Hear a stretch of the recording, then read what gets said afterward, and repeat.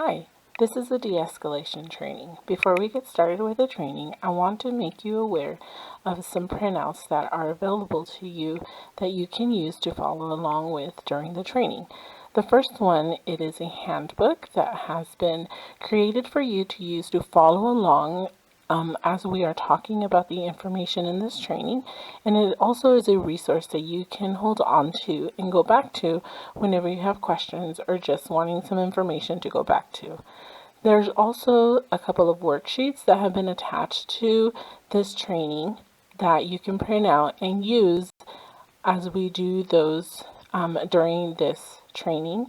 There'll be a couple of activities, and some of them you will use to write, and so you can go back and print those out for you and use them in the moments that we're working on that activity. Welcome, and thank you for joining us for this training today. My name is Claudia Taylor. I will be your trainer for this training. I am one of the trainers for the BSF program at VMS Family Counseling Services.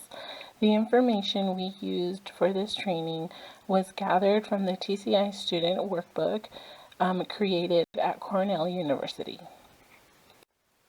Now let's take a look at the goals for our training. The first goal is that resource parents will learn the importance of a therapeutic home and relationship with their foster child. Resource parents will understand that a crisis is an opportunity to support and teach. The next one is that resource parents will learn the stress model of crisis and support techniques to support the child to get back to baseline. Resource parents will hear about the conflict cycle and learn how they can support the child and not get caught in that cycle. And lastly, resource parents will learn the importance of nonverbal communication and encouraging techniques to support the child with communicating during a crisis. When some of us hear the words de-escalation training, we might be thinking that this training is going to teach us about restraining a child when they're out of control, but it's actually the opposite of that. And we want to have a conversation about the no need for high-risk interventions. And the first thing is that we should not be having any physical restraints with a child, especially in the time of a crisis or violent situation.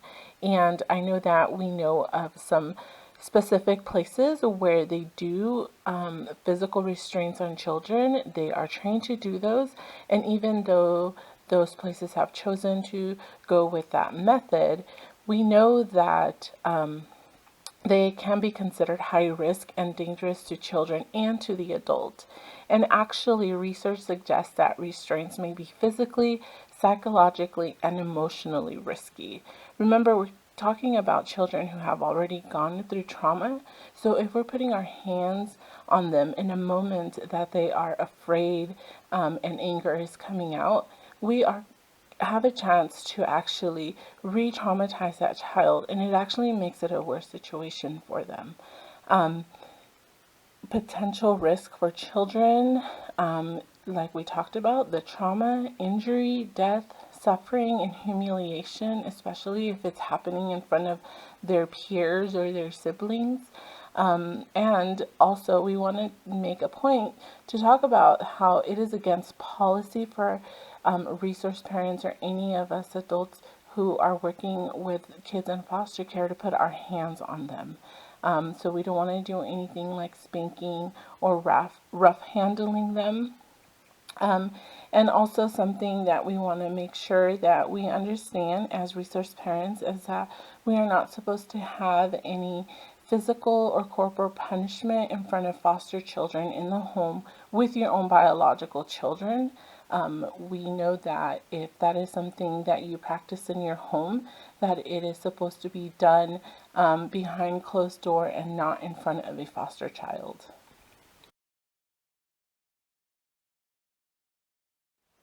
Remembering that de-escalation is about crisis prevention, that we can meet the child where they are and help them come down instead of continuing to escalate. And part of that as a resource parent is having a trauma-informed home.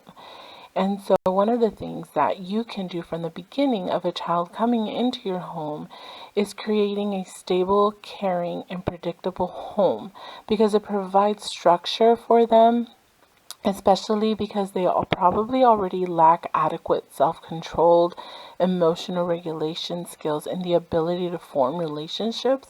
But if your home is stable and caring and predictable, those walls for the child can start to come down, where they can learn those skills from you as the adults and the other children in the home. And some of the things that you can do to create this home for them is having activities and routines that give the child the opportunity to learn. It gives them the opportunity to develop relationships and to build a sense of belonging to a group. There's ways where you can be creative and they can learn how to problem solve in those activities, especially if you are a person as the adult that they start to feel like you care for them.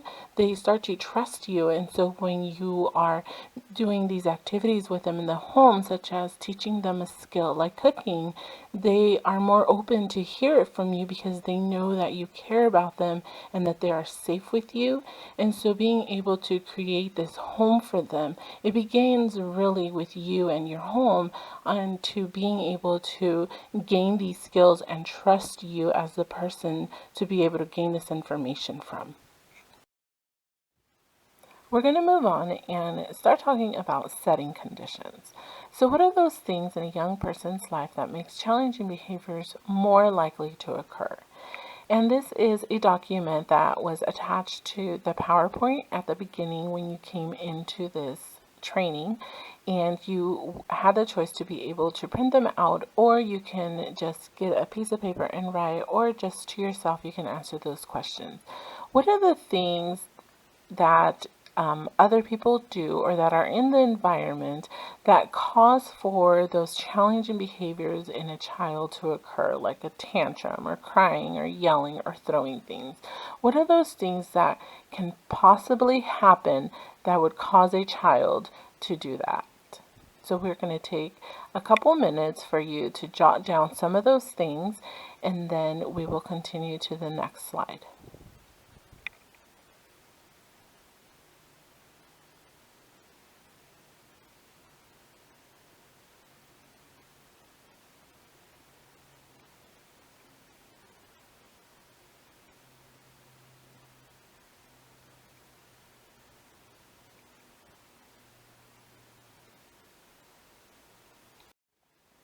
In the previous slide, we talked about what setting conditions are. It's anything that makes challenging behavior more or less likely to occur. So when you were writing down your list, what were some of those things that you came up with? We're going to talk about it in terms of categories. So, for example, in the home, some of those things that can cause challenging behaviors to happen is routines or lack of, or the change of routines, the adults themselves or other people, and even activities. If they're in the middle of an activity and they're not being successful, or anything like that is happening that will cause for challenging behaviors to happen.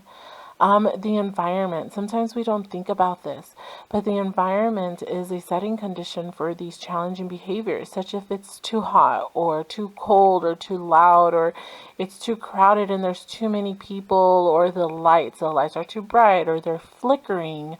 Sometimes to us, we don't notice those things, but to some people, or specifically some children, they will notice those little things. And so those will make some of those behaviors come out. The other thing is personal, the other category of just them themselves personally. They might have an illness. They might have needs that we are not aware of, and so we see these behaviors happening and they're not able to communicate those needs, and so those where the behaviors are coming from. Trauma. Sometimes the children who come to us come with some form or multiple trauma, and because we start in the middle of it, we don't know what those are, and sometimes we do know. And then sometimes it's their medicines. Sometimes we have had children who change medicine and we just see behaviors really change or really go down, or it completely changes the child. And so these are all the things that we want to be aware of when we are looking at a child and we're caring after a child and we're seeing these behaviors. Like, what are the things that are happening in the environment within themselves that can be causing these challenging behaviors to show up? As we are trying to learn how to help a child de-escalate, we need to make sure that we know that child, that we understand where they're coming from. If you look at the picture of the two brains, which you may have already seen before, we have to remember that the brain of the child that we're dealing with is the one on the right, the one that is smaller, the one that has the bigger holes, the one that's not as complete and hasn't had all the connections that the one on the left have. There has been some exposure to trauma, and we know that that trauma affects how children think, feel, behave, and regulate their biological systems. And so we have to keep that in mind when we're trying to step in and really be of support to them during these moments. We know that traumatized young people tend to reenact trauma, and they do that by exhibiting challenging behaviors. We call those pain-based behaviors. And some example of those pain-based behaviors, which you may have seen in some of the children in your home, are impulsive outbursts, aggressive acts, running away, self-injury and defiance, and inflexibility. We know that children who have not learned to manage their emotions will need adults to help them to co-regulate, that's to identify and to manage their emotions. And so you need to first become that safe person for them that they can trust. And then you, knowing this young person, understanding where they're coming from, so that in that moment of crisis, they're looking for you on how to react. And so if you remain calm, then that helps them. It will we call almost like mirroring. They kind of start doing what you're doing. So if you're relaxed, you're sitting, you're not yelling, they tend to copy those behaviors by just looking at you and you not having to say anything. And so that relationship between you as a resource parent and the child is very important during this de-escalation. And having a supportive relationship with the young person will give you the ability to influence their lives and help them when they face these difficult situations. And so we want to really nurture that relationship along the way from the moment that they come into your home.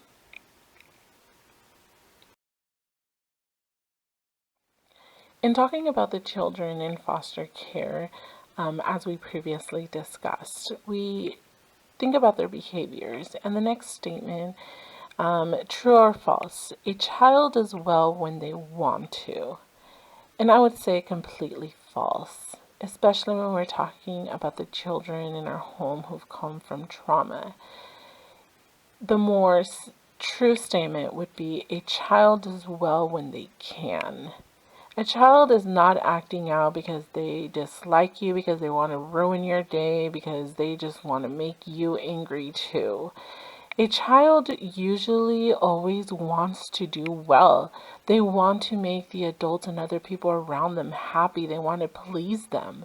And so in those moments when these behaviors are happening, it's not because they want to ruin your day. It's because they probably can't. They can't control themselves in the moment. They don't know how to. And so when we're stepping in to support them, we got to remember to remove ourselves from it and not take it so personally, because it's not about you. They want to do well for you. They're just not able to in that moment. As we are talking about a crisis in a person, or in this situation, we're talking about children or a young person going into a crisis, we need to look at that crisis from the perspective of the child. And one of the things that we need to realize is that a person's usual or normal function during this time, during this crisis, breaks down and the person is not able to cope and they're not able to manage that stress. That's why they are in this crisis. That's why we see those behaviors happening, because they're not capable of managing the stress and how to handle the situation. And so the stress response from that prevents the child from thinking clearly and responding appropriately. And usually we see it, what you may have heard before, called the fight, flight, or freeze response. And so one of these things is going to happen in that moment. They're going to flight, which is just run away from the situation. They're going to stand there and fight. Something is going down. They're going to hit. They're going to throw. They're going to do something in response, or they're just going to freeze and kind of take whatever is happening to them happen in that moment. And so before we were talking about how important our relationship is with this child or this young person to help in this situation, the outcome of a crisis is greatly influenced by our actions and the attitude or the techniques that we use when responding to the child or to the young person in that moment. And so one of the things to keep in mind is to look at the crisis from the child's perspective and remembering that this is not about you, and how can you use your relationship with this child to help them manage the stress in this situation. There are two goals to crisis intervention. The first one is to support, and the second one is to teach. So if we're going to make the choice to intervene in a crisis, we need to keep these two goals in mind. The first one is to support, and we're going to support environmentally and emotionally to reduce the stress and risk. And only after we have supported and we have calmed down, then we're going to teach. And only then will we teach children better ways to cope with stress. Now we're going to discuss the stress model of crisis. And this is going to show us from the beginning baseline of a child going up to a possible outburst and then coming down to recovery. We're going to talk about each phase and what it might look like for the child and possible things that you could be doing in those stages to help the child calm down. So if we look at our model, we see at the beginning of the curve, there's what we call the baseline or the pre-crisis.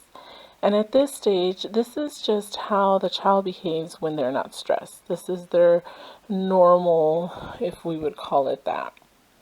It's the first phase. And usually at this stage, nothing is happening, everything is good, they seem to be fine. And then we move on to the next phase. And so something has caused them to be agitated. Something has happened where the child now is not able to cope with the stress of the event. And that could be something that happened in the environment or something that happened inside of them that is causing them to get frustrated or to have some kind of anxiety happening. And when we are noticing that they are starting to feel this type of way, something that we can do is do encouragements or gentle reminders to support them, to help them calm down. And then when they're at baseline again, then we can talk about, what was happening or things they can do next time if that was to happen again. But only at the recovery do we talk about learning or teaching new behaviors. So then, if we are not able to get them down to recovery after a triggering event, then it would just escalate, and it would be in the escalation phase. And at this phase, there is aggression now.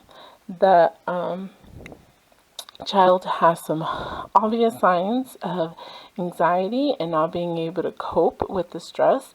And so you're going to start seeing them get loud, start yelling, being demanding, even throwing things or destroying property. And they might even be threatening or behaving in ways that are definitely in a stage of escalation. And so some early intervention techniques that we can probably try to use in those moments to help them calm down so they don't go all the way up the curve is support techniques. So some behavior support techniques that we will learn about later on. Active listening, listening to them, listening for meaning, listening for emotions. Making sure that we pay attention to ourselves, how are we reacting, and how we can step in and help them calm down. If we are not successful, or the child has just climbed up all the way to the top of this model, they are now at the outburst phase. And during this phase, the child or the young person may explode in a manner that could be dangerous to other children and to adults. So at this stage, our primary thing to focus on is safety. Safety for ourselves and safety for the child and anyone else who might be in the area. We need to remember that it is still important to try to intervene, but at this point we're doing it in a manner where we're keeping ourselves safe. And so if that means that we need to let the child just do whatever they got to do at that point, we need to do that. Sometimes it's our human instinct to try to step in, but that might be putting ourselves and the child in danger, and so we want to try not to do that. Obviously, it's always better to intervene way earlier on this model at the beginning of it so it doesn't get all the way to the outburst phase, but sometimes we don't get there. And so, yes, it's preferred, but that doesn't mean that we can't help the child at an outburst phase calm down. And then finally, they would come down. The outburst would finish and they would start to come down that model, that curve, and into recovery phase. At this phase is when the child has calmed down, everything seems to be fine, and they're back to baseline, they're back to their quote-unquote normal state. And we have to remember that the goal of crisis intervention is always to support and to teach. And so the teaching is where this is happening at the recovery phase when they're back to normal. And so sometimes we have to remember that yes, the child may be looking like everything's fine now, but coming down that curve, the child may feel fatigue or they might have feelings of guilt. And so we might still see some of those like defiant or them being rude, but that's just them coming down. And for some children, it takes them longer to come down to completely not having those behaviors, but you might see some like attitude still happening. And so when we are going to get ready to do the teaching, it is when all of those feelings are completely gone, when the child is completely calm and ready to have a conversation. Because just because we're not seeing those outburst behaviors doesn't mean they're ready. And so we have to know the child, very important, and also be aware of when is the best opportunity to have this conversation. And we will definitely talk about that more during our training. As we discussed in the previous slide, the last phase of the stress model of crisis is the recovery phase. And the recovery phase has 3 possible outcomes in all crisis situations. The first outcome is a lower outcome, second outcome is no change, and the third outcome is a higher outcome. The first one, the lower outcome, the adult's role in this outcome is that of abuser. And it sounds like a really harsh word to use to describe the adult, but in this situation, in this outcome, the young person was damaged by the crisis or by the way that it was handled. And this would result in a child or young person having a decreased ability to handle stressful situations and they may even have been re-traumatized by the event. So in this situation, the adult may have said things like, see what happens when you do that, or I can't believe you did that again. And so there's no moment where the adult is helping to teach. Because if we go back to the goals of a crisis intervention, we want to make sure that we're teaching at the end of a crisis. And in this one, there's more of a blame and guilt than there is teaching. In the second one, for the no change, the crisis was handled and the intervention took place by reducing the stress and risk of the situation, and then that was it. There was no teaching either. And so this one, the adult would be known as a firefighter. They're just putting out fires. They're just making sure situations are fine. Once they're fine, then that's it. We don't come back to it. It's done and over with. We move on. And in the third one, the higher outcome, that one is our goal. That one is the one where the adult is the educator, we call it, because they are teaching. They're teaching life skills. They're teaching coping skills. And so that's the one that we want to make sure that we are always a part of in that outcome, because there has been an intervention, there has been learning and exploring different coping skills. And so then the young person learns from this experience and has an increased ability to handle stress.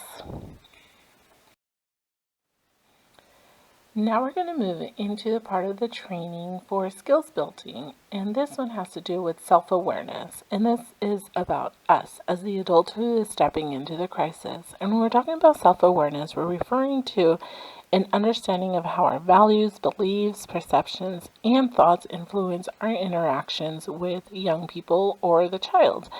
And just as the child is bringing all of their experience into the crisis, we coming in are bringing our experiences also. And so we need to be aware of those things so that we help the situation instead of making it worse. And before entering into a crisis, there are 4 questions that we should be asking ourselves. The first one is, what am I feeling right now? The second is, what is the child feeling, needing, or wanting? Third is, how is the environment affecting the young person? And then fourth, how do I best respond? And so the first question is, how am I feeling right now? And are you feeling angry? Are you calm? Are you afraid? And it's a normal reaction to stress if we respond with being angry or afraid. But the thing is that if we respond out of fear or anger, that response will more than likely increase stress and the risk of the situation. And so then when people are at their angriest, their coping or thinking ability is low. And so something that we say, a quote in this training is, when people are at their angriest, they are at their stupidest, which just means that they are incapable of listening to any advice or learning new information at that point, that they're not listening to anything at that moment of being at their angriest. And so we need to be able to check ourselves before going into the situation and thinking, okay, I am angry, but I need to put that aside and I need to be calm so that the child can see that I'm calm, and then hopefully they will also start to calm down. And then the second question, what is the child feeling, needing, or wanting? Remembering that stepping into a crisis, what we're seeing is probably not necessarily what is really underneath. And so, what is the child feeling? What are they needing? Or what are they wanting right now? And this leads us to a discovery of what the child's goals are. What the purpose of this crisis, their behaviors. What is the purpose of this? What does it serve for them? And it can help us avoid misinterpreting the child's intentions or conclusions. So it's not, she's just bad or he's just out to give me a really hard time. No, there's a reason that this is happening. And what is that? What is that underlying reason? And hopefully, when we're able to do this, it will lead to greater empathy and understanding of the young person.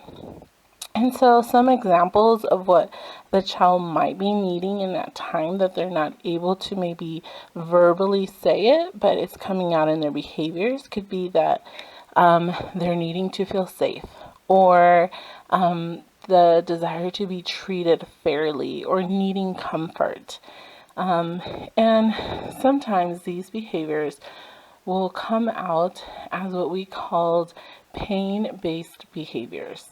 And so some of those examples that you may have seen some of the children in your home do are impulsive outburst, running away, defiance, trauma reenactment, aggression, self-injury, and the inability to regulate emotions. So once we can determine what is the child feeling, needing, or wanting at that moment, then we can look at question number 3. How is the environment affecting the young person? And remembering that the environment that surrounds the children and young people has a profound influence on their behavior. So if, for example, the aggression is coming because there's not enough materials for an activity that they're doing, that's going to set them up. Or what if the equipment is not working properly? Or a child is hungry and they're waiting in line to get their food in the cafeteria. Those things are things that can set them off. And so we want to be aware of what are those things that are happening, so then we target those things. And many times potential crisis can be prevented or diverted by changing those things in the environment. There are some things where we can't change, but the ones that we can, we want to be able to change those things to help the child. And then also, if there's a person or maybe someone that they're targeting their anger at, which would be a possible trigger for them, we want to remove those things. So if there are someone that they're targeting, it's an adult or a child, we want to ask them to move, to get out of that space. And hopefully that would help them not focus their anger on them anymore, and then hopefully calm them down. And so that's how we can pay attention to the environment and see what are those things that we can do to change. And then the 4th thing is, how do we best respond? So I've checked myself, I checked the child, I've checked the environment, what are the things I can change? And then the 4th thing is, I'm coming in now, what do I do? And this is our response that will help de-escalate or diffuse a young person. And then in dealing with potentially violent or destructive children, the goals are to manage the environment, or any potential triggers, engage the young person, and diffuse the pain-based behaviors. And so we're going to have to go in with a plan. And all of these 4 questions we're asking ourselves in an instant, within like 10 to 15 seconds of realizing that there's a crisis and now I have to intervene. And so we do these things by practicing them before, so that when we're in a crisis, we can ask ourselves these questions and then best respond. A skill that we can use and continue to practice is active listening, and how to use that to de-escalate a crisis. And when we're talking about active listening, we're talking about how to listen for meaning, which leads us to the 2nd question of the 4 previous questions we talked about before entering a crisis, which is, what is the child feeling, needing, or wanting in this moment? And so active listening is about understanding, and understanding can be defined as empathy, or the sincere desire to know what a young person is going through, what the world is like for that person right now. And it's very important to be able to listen for what is the meaning and understanding them, and then being able to communicate that understanding back to them. And that allows them to know that you're listening to them, that you're trying, and then they get to tell you, yes, you're right, or no, that's not it. But then they know that you're there for them in that moment. Now we're going to do an activity to practice our active listening skills. Remember that for active listening, we're listening for meaning. So what's going to happen in the activity is that I'm going to act as a child, and I'm going to say a phrase or a statement, and you are going to have to identify the meaning. And before we start this, and before I show an example, I want to make you aware that there are going to be a couple times where I am going to say a bad word. And we're doing that for two reasons. One of them is we want to make this realistic. We know that some of our children, when they get very upset, they use cuss words. And two, in them using those words, it creates a feeling in us that makes us respond a certain way. And so I want us to pay attention to that. When I say the bad word, what are you feeling inside? What are you thinking? And how are you going to respond? Because remember, we want to remain calm and respectful. So what are you going to have to do when it's time for you to respond in a calm manner, even though you may be feeling angry or nervous or upset that those words are being used? So, in the packet that you printed out or received from us, at the end of it is a paper called Active Listening Activity, and you will see the child and then an adult response under that. So I am going to put my acting skills to use, and I'm going to say what the child would be saying in the manner that they would be saying it. And you have to listen for the meaning. What is the feeling of what they're saying and how they're saying it? Not exactly the words. Remember, we're listening for meaning. So, for example, the first example that you look on the paper, the child says, "I hate that bitch. She took my pencil." And so the adult would respond, "It sounds like you're angry at her for taking your pencil." So I gave it an emotion of what I think the person is feeling, and I remained calm. So for the next one, I am going to say the child's statement, and then you can pause the recording and writing your response, and then press play, and then I will read the next one, and then you will pause, writing your response. And you want to make it in just the way that I did it above, where I didn't just name it, I gave a full sentence.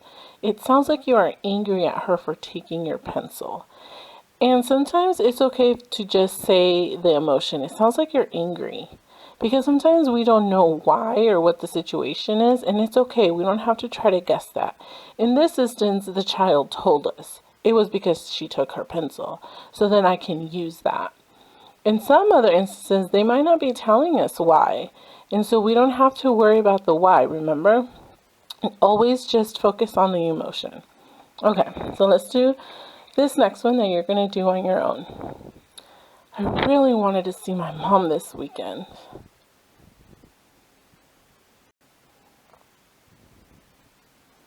Next one. "This doesn't make sense. I keep getting the wrong answer." And the last one. "She always has to fuck everything up. Now I don't get to go on my visit."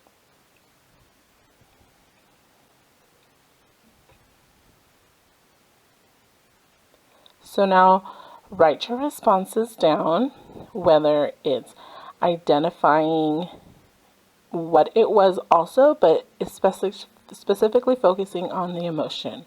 What is the emotion that we're hearing coming through? In continuing to discuss active listening, we're going to be talking about nonverbal techniques.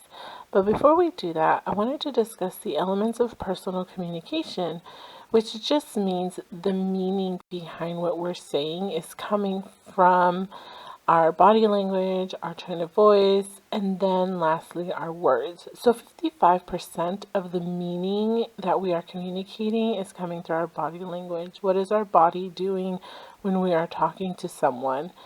38% is coming from our tone of voice, and only 7% of meaning is coming through our words. And so we want to keep those in mind when we're talking about the nonverbal techniques. The first one is silence.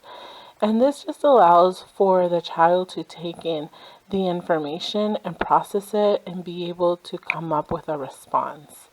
In this, we are also communicating to them that we respect them and that we're understanding and that we're being supportive to them by just allowing that space of response. The next one is facial expression. So this one can be a raised eyebrow or frowned. That is worth a lot of words. You're saying a lot with just your face. Between you saying no with like your eyebrows going down or no with your eyebrows going up, those are communicating two very different messages.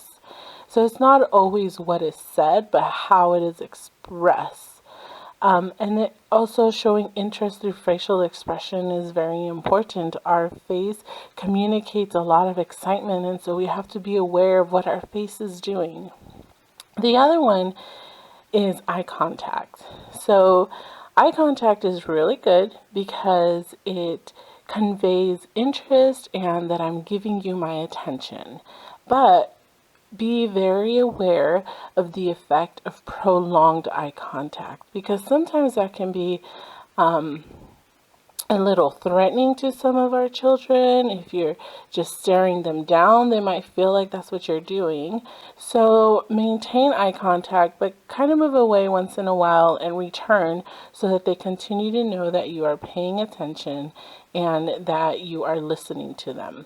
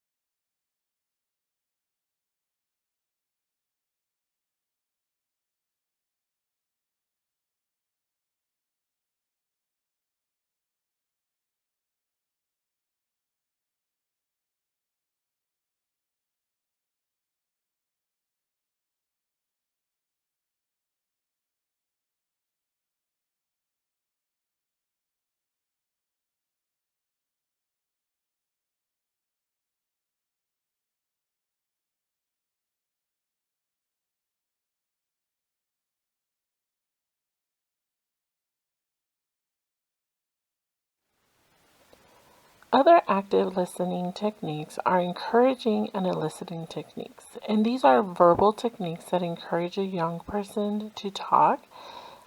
This can also help them calm down and verbally express feelings and concerns. And so some of those are our tone of voice, and this is just our ability to speak in a calm, respectful, non-threatening tone is very critical to de-escalate situations.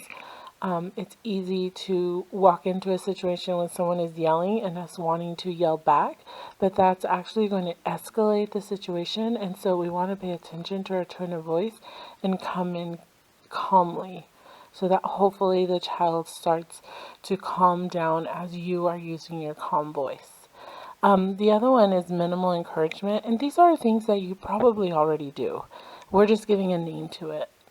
And this one is brief statements that urge the young person to keep talking. And it's things that we do like, oh, I see. So it just lets them know I'm paying attention, I want to hear more, and it keeps the child talking. The other one are door openers. And these are actual phrases that we're using to invite the young person to keep talking. So I'd like to hear more, or tell me about that. What's up? What happened? And so those things get the child to tell us more than just a one-word answer. The other one that we tend to do when we are wanting to know what happened or wanting to know about a crisis are why questions. And sometimes those can be good to get information, and sometimes those are the ones that we go to often. But in these situations, we really want to avoid asking why. It can elicit a defensive response from the child. One, because they might not know why, and so it's just going to make them more angry. Or they just don't want to tell you because they might think you're taking a side because you're already asking why. And so they might feel like they have to justify themselves, and that can make them escalate more. Two other encouraging and eliciting techniques are closed questions and open questions. Closed questions ask for specific short answers such as yes, no, tomorrow, my sister. They don't have any more other information added to it, just very to the point, one or two words, that's it. And these can sometimes be useful for factual information. We encourage you not to use these. These may result in the child feeling defensive, angry, or resistant to further probing if overused. They might be like you're asking too many questions at once and they're getting irritated. And so we want to try to stay away from those as much as possible. Sometimes they're useful, but usually we want to do more of open questions, which they encourage for the child to explain further, to provide more information, and to express their feelings. It opens the discussion more, it adds more to the conversation. They generally begin with how or what. So examples of that would be, how do you feel about that? Or what happened next?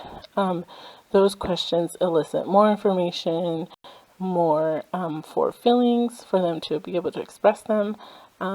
They make the conversation last longer and carry on, whereas closed questions kind of end the conversation. The last active listening techniques we will talk about are understanding responses, and they help the young person sort out what is happening to them and help de-escalate potential crisis. And two of those techniques are reflective responses and summarization. So reflective responses mirror what the young person is saying or feeling. So we reflect the content of the message and the feeling back to the child. It communicates, I hear how you feel. And so an example for that would be something like, I would feel upset too if my visit were canceled. They are statements, they are not questions. The other technique for summarization, it helps both parties understand the meaning of what has been said and helps the listener clear up any confusion about what the young person is trying to say. So for example, you would say something like, okay, let me see if I understand.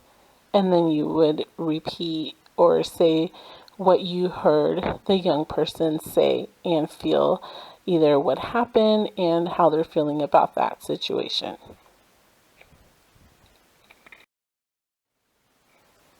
Now that we have talked about active listening techniques that you can use when communicating to the child to help them calm down from a crisis situation, we're going to talk about behavioral support techniques. And these are techniques that you can use that would provide the environmental support to reduce the stress and risk in the situation.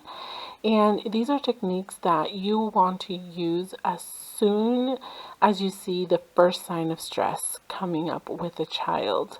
Sometimes we don't get to see the beginning of a crisis. Sometimes we come in the middle of a crisis. But if we are seeing it from the beginning, we want to interfere as soon as we're seeing them maybe get a little bit agitated or a little bit uneasy. You want to step in then with these different support techniques. And so we'll talk about the list that's in front of us. And I want to make a point to say that the order of these techniques that is listed on this slide is the order that we want to use them. So the first one is the managing the environment. And this is one of the first things we want to look at to see if we can help with managing the crisis, is looking at the environment. And we talked about this a little bit at the beginning of this training. We want to be able to step into a situation and look at the environment and say, okay, what are the things that I can change? What are the things that I know might be triggering this child? And it can be anything from lights to maybe even like if it's too crowded in there, or if there's a person in there that's agitating them, or if it's them doing an activity and the pencil's not working correctly, like finding a different pencil for them. So it's those things in the environment that we can try to move or get or remove, whatever it is in the situation that you're in, looking at the environment first. The next one is prompting. So this one is just signaling to the young person to either begin a desired behavior or to stop an inappropriate action. And it's gentle reminders. It's in a way that it's supportive. It's not threatening. We're not saying do this or else. It's very gentle reminders of maybe what's coming up next. And so some examples of that would be a gentle reminder, like dinner will be in 10 minutes, or hey, you got 10 more minutes and then you have to do your homework. So it's something preparing them for maybe a change of schedule. And even if they're a little bit older, you could ask like, what is expected about doing homework? And then they can tell you, oh, I have to do this and this and this and this. Or also reminding them like, do you remember the agreement you made with Karen yesterday about homework? And then they can say, okay, yes. And so then it gets them to follow through with whatever commitment or whatever assignment they're needing to do. So for example, their homework. The next one is caring gestures. So if young people have difficulties regulating their emotions, they need a calming and caring adult. Someone to come in, not threatening, not yelling, but really from a place of understanding. And it is not dependent on the child. It is not, if they're doing well or if they're calm, then I'm going to come in calm. No, we need to make that choice of being caring towards them, of coming in with really calming voice for them. And it's just a gesture that communicates, I care about you and you're important to me. I care about what happens to you. And some of these are nonverbal expressions. They can be like a pat in the arm or a quick side hug, or just giving them a snack without them asking for it. Something that just tells them, I care about you, I'm looking out for you. And the next one is hurdle help.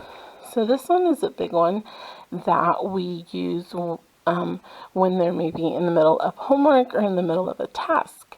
And we're just providing help by assisting the child with the task. It's overcoming a roadblock rather than laying down the limits. So if a child is doing homework and you can tell they're getting really maybe agitated because they can't figure something out, we come in and we just say, hey, can I help you with something? Tell me what's happening. Like, let's look at the problem together. And so then that lets the child know that you're there for them, and it kind of stops them in their track, and maybe they can think through it and know, okay, I know how to do this. I've done this before, and it just kind of gets them out of that place where they're stuck, and we just kind of come in and help them over that hurdle. The other one is redirection and distractions. Sometimes when we think of redirection, we think if a child is involved in an activity and we're directing them to the same activity. But that's not what redirection is. Redirection means that we are turning a young person's attention away from the activity or situation that's causing that stress. So if they're doing homework and it's causing them stress and they're not being able to get it done, and we're like redirecting them, quote unquote, back to their homework, we're not helping them.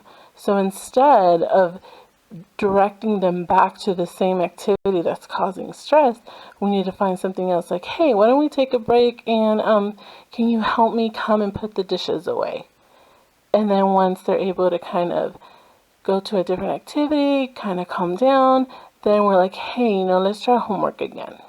And so it's moving from one activity to another so they can release that stress and then be able to go back when they're ready. The next technique is proximity. In this one especially, we see with teachers in a classroom.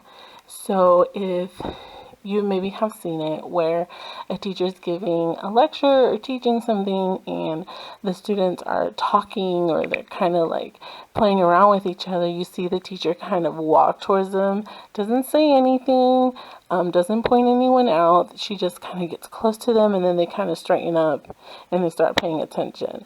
That's kind of where we're talking about proximity. And sometimes that happens with our kids if they're in an activity or they're fighting with siblings or somebody, a parent just stepping in or someone that they know cares for them can step kind of closer without saying anything, and it kind of checks them and they're like, okay, and then they kind of move away from them.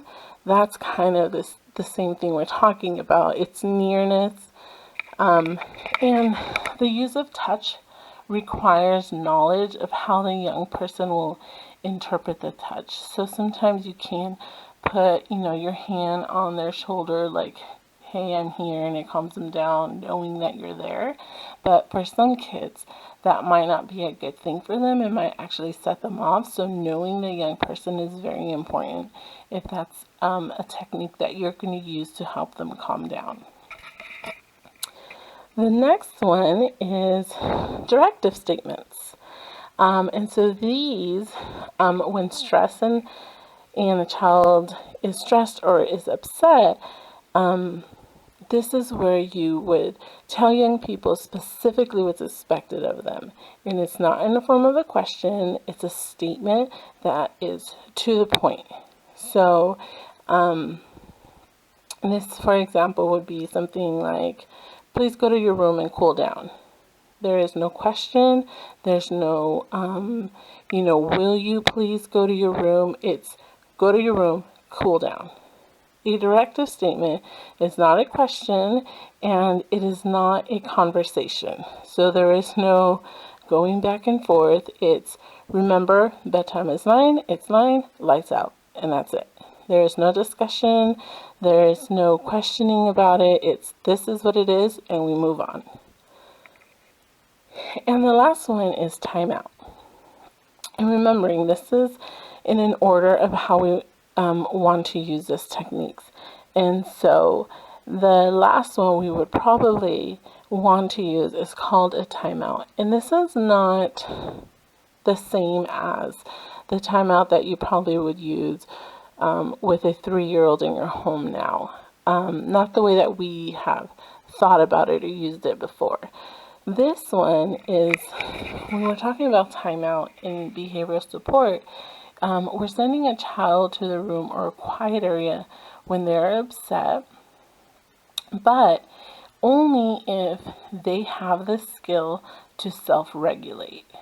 So they would have to already know, okay, I'm going to my room. I maybe have things in there I can do to help myself calm down. I do those things, I calm down, and I come back out when I'm ready. We do not want to use time away if the child doesn't have that skill.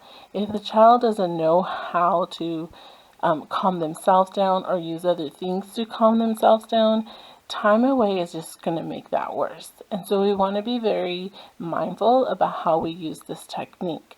So this would require a lot of proactive teaching, is before they're in a situation where they're going to have to be sent away, we would practice those things. So we would find different activities or different things they can do in the room to calm themselves down, practice those before an incident, so that when something happens, you could send them into the room for time away, and then they have the skills to calm themselves down. Now we're going to do an activity to practice our behavior support techniques that we just learned about. So if you go back to the back of your handbook, you're going to see another paper that says Behavior Support Technique Activity. And what's going to happen is you're going to read each scenario and decide which would be the best behavior support technique that you would use in the scenario, and then what is it that you would say. So you can go ahead and work on this by yourself. You will pause the training, work on the paper by yourself, fill it out. If you don't have it printed out, you can get a piece of paper and just write your answer. What is the behavior support technique? And then what is it that you would say? And just remember that each one of this can have one or two things that you can, different techniques that you can use, or it will just be one, but you will go ahead and fill that out on your own. And I really want to stress that you do this activity. The only way that we're going to get better at de-escalation and de-escalating situations is that we use and practice those techniques. So this is one of the ways that we think would be really good for you to practice. So go ahead and press pause, and then when you're finished, you press play again, and we will go through them together. Okay, so the first one. The child is playing a video game and dinner is in 10 minutes. What would be the behavior support technique that you think would be best to use in this situation? So the one that I was thinking is prompting, because remember, this is the one where you give them like a heads up if there's going to be a transition, or you're making them aware of something that's about to happen. And so for this one, I would put down prompting as a technique, and then what I would say is, hey, in 10 minutes you're going to have to turn that game off because it's going to be dinner time, and then that's it. Or it can be dinner's in 10 minutes. You know what that means already. If it's something that they've been practicing and the child already knows that that means video game goes off at that time. Okay, so the second one, Sandy is doing her homework at the dinner table, and you see her erasing something on the paper with a lot of force and saying something under her breath. What is the behavior support technique that you put down that you would be able to use in this situation? So I actually have a couple.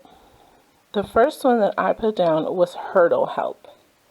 Remember, hurdle help is us stepping in when we see that they're getting frustrated and helping them work through the situation. So in this instance, she's working on her homework, and so something I would say is, you look frustrated.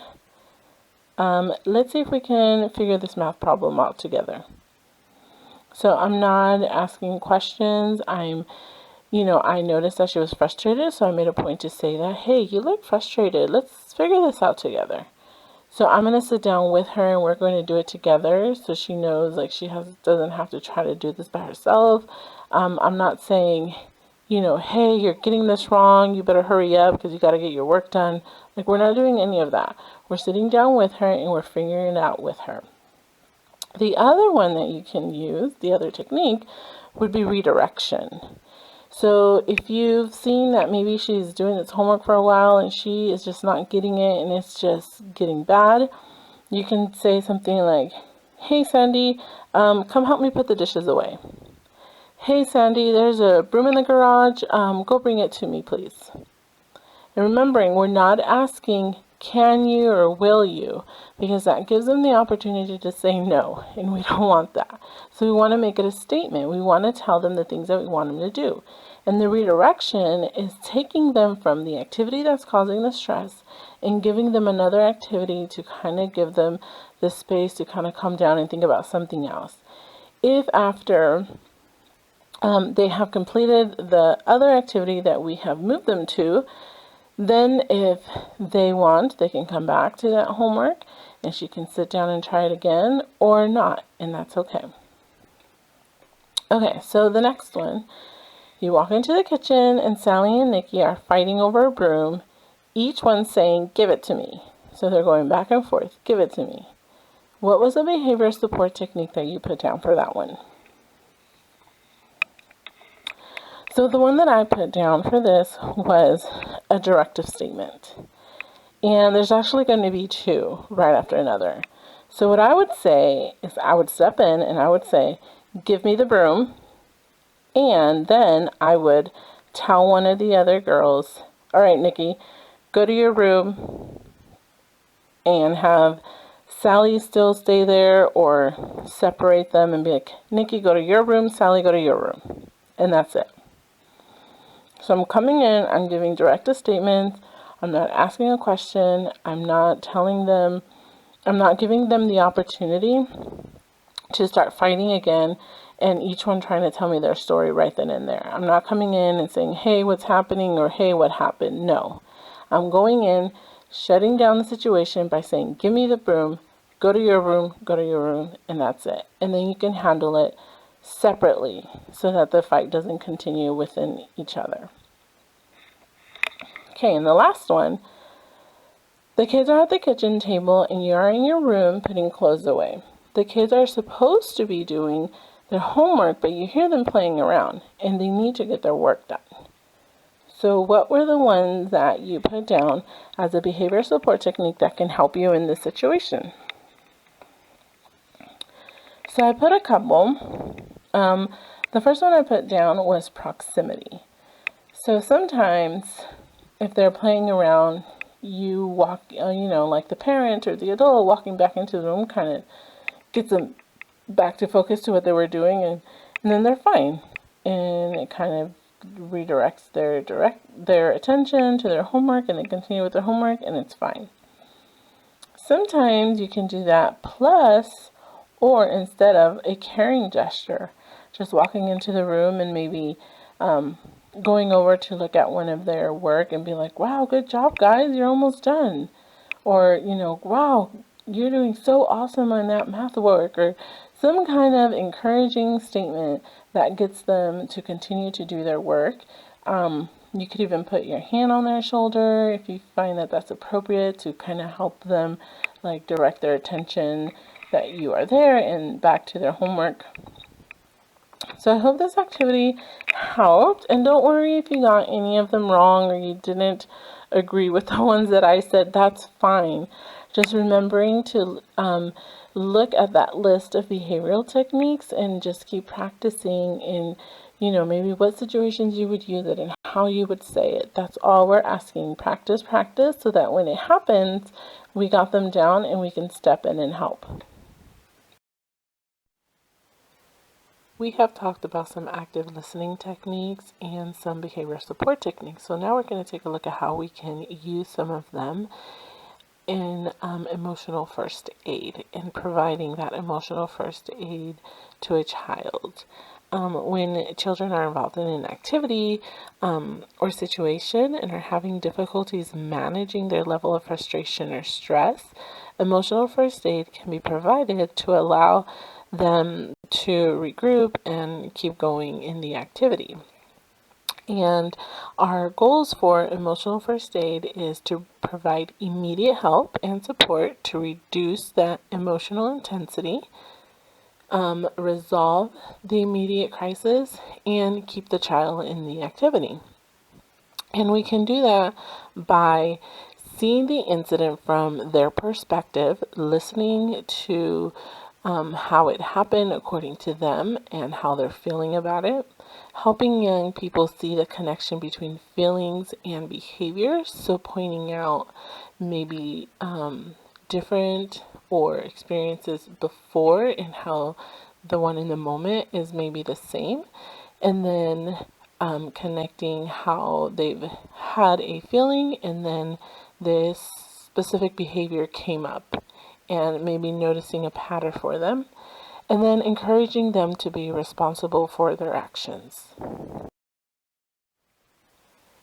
To use this technique of emotional first aid effectively, we need to be someone that the child trusts, that they have a close relationship with.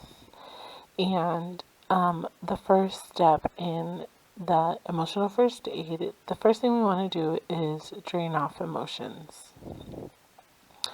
And remembering at the beginning where we talked about how when we are at our angriest, we are at our stupidest, and that's just because we're not thinking rationally, we're not taking in new information, and so we need to help them calm down so that they can start thinking rationally and listen to anything that we have to say. And some ways that we can do that is by using reassuring messages, or the active listening techniques that we talked about. So saying things like, it's all right to be upset, things will be better, or that was really scary. So we're validating their feelings, we're listening to them, we're listening for meaning. And then we want to clarify the event. So once the child has been able to calm down and they're more rational, then we can start talking about what happened. And sometimes in moments where they get upset, they may have misinterpreted many of the statements or actions during that time. And so we want to hear it from their perspective. And then if we saw something differently, or maybe we interpreted differently, maybe pointing that out to them. So for example, I saw Ray bump into you. It looked like an accident to me. Or Miss Long did raise her voice to get everyone's attention. I don't think she meant to yell at you. And so we're clarifying, we're telling it from our perspective and seeing if maybe they are able to see like, okay, yes. And then during this time, we want to remember to maintain the relationship and lines of communication.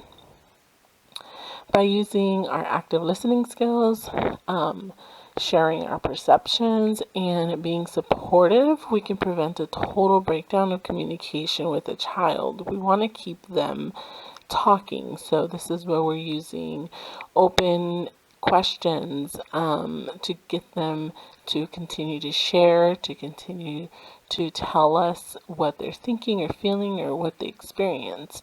And some examples of things that we can say to continue to do that is, I can see how angry you are. I am here by your side to hear your story. Or I would be upset too if I lost a game I had played hard to win. So we're validating their feelings. We are trying to relate to them. And then the last thing is remind the child of expectation and mediate the situation. So when the child is back in control of his or her emotions, they're able to see the event a little bit more clear, and you feel like they're ready to go back to the activity. We want to remind them of the rules or the expectations they are to follow when they go back into that activity. So anything like, remember, we need to finish the chores before we go outside to play. Or when we're in a group, we keep our hands and feet to ourselves, okay? And so we're reminding them of what is expected of them when they go back to the same activity, because that's our goal, to help them calm down so that they can go back to that activity. When situations get stressful and behaviors start escalating, sometimes as adults, we want to try to take control of situations, and we start correcting behaviors of the child, and we're doing that through directive statements, threats, demanding compliance, or giving consequences. But when we start doing that and we come in with this kind of authoritative and maybe even yelling kind of behaviors that we're displaying, sometimes those demands for compliance will frequently end up in a power struggle, or maybe you heard of it as a conflict cycle. And the conflict cycle is the product of the young person's stress fueled by others' reactions. And to break that cycle, it is essential to understand and recognize what is happening. So let's go through the 4 stages of the conflict cycle. So the first stage is a stressful incident. There is something that happens, or the young person in a situation that is stressful for them. The second stage is the child's feelings. Something has happened and now they have a feeling. This stress has evoked strong feelings and anxieties and discomfort. And then there's the child's behaviors. So they start exhibiting pain-based behaviors. So the ones we had talked about earlier in the training, and those can be aggression, running away, any of those that we talked about before. And they're using these to try to reduce the stress that they're feeling and take control of the situation. Maybe because it has worked for them before, or it's just what's coming out in that moment. But usually the goal of that behavior is they're trying to do something. And so it's kind of like a self-protection, a way to defend against the hurtful feelings. And so we're seeing this behavior, and we need to be able to recognize these steps. Okay, something happened. Okay, the child is feeling something because of what happened, and now they're acting out because of their feelings. And then the last step is the adult's response, or your reaction. So how the adult reacts or intervenes determines whether the child receives the assistance they need to handle those feelings, and if whether or not that stress is going to escalate or de-escalate. So if you come in, you have the ability to break that cycle so that it doesn't continue and help the child calm down.